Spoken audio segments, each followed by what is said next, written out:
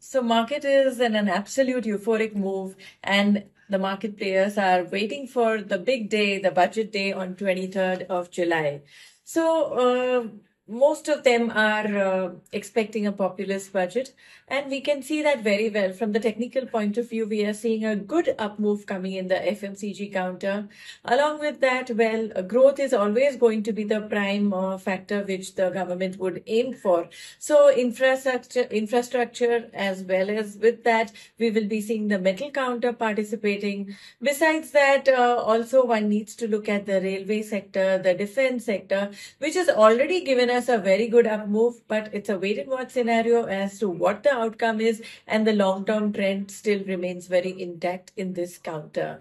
Now, besides that, it's also the renewable energy, so those would be the stocks, and agriculture. So we are looking at fertilizer stocks. So these are overall all the sectors that one would be focusing on.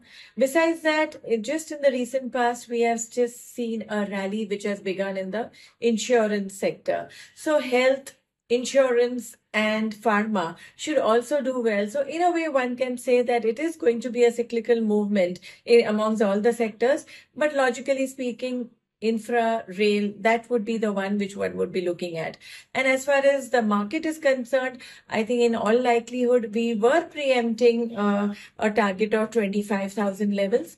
Bank Nifty needs to give us a clarity because it's just hovering around 52,000 to 53,000 levels. So let's wait and watch. A breach on either side will give us further clarity.